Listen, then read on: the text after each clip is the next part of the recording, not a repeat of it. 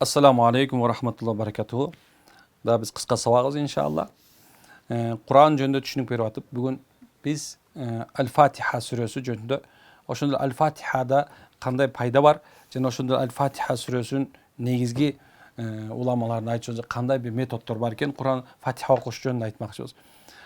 Кайталай турган нерсе ушул Фатиха сүрөсү 25 сөздөн 113 тамгадан турарын дагы эстеп коюңуз. Фатиха сүрөсү бул өзгөчө сүрөлөрдөн. Пайгамбар саллаллаху алейхи вассалам айтат, бул 7 аяттан турган улуу сөздөрдүн бири деп айткан. Ошол эле мезгилде Фатиха сүрөсүндө өлүмдөн башканын баардыгына шифа бар деген.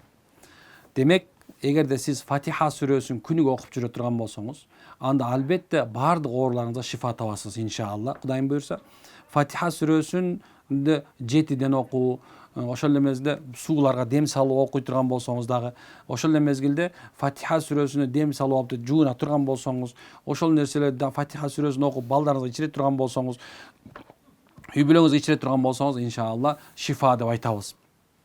Фатиха сүрөсү өлүмдөн башканын баарын шифа дегенди биз эмне үчүн буга кайрылып атабыз? Анткени бул сүрө өзгөчөлөрдөн.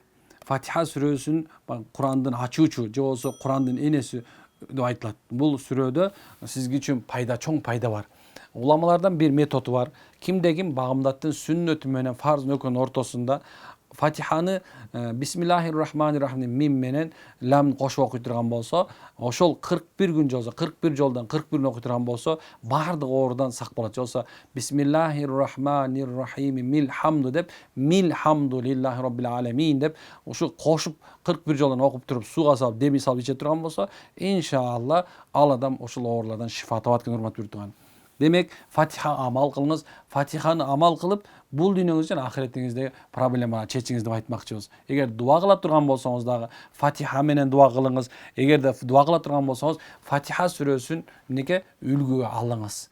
Үлгү кылып алыңыз. Же болбосо кандай дуа кылышты Аллах Таала ушу 7 аятта толугу менен түшүндүргөн. Ассаламу алейкум ва рахматуллахи ва баракатуху. Баарыңыздар Фатиха сүрөсү менен пайда табыңыздар.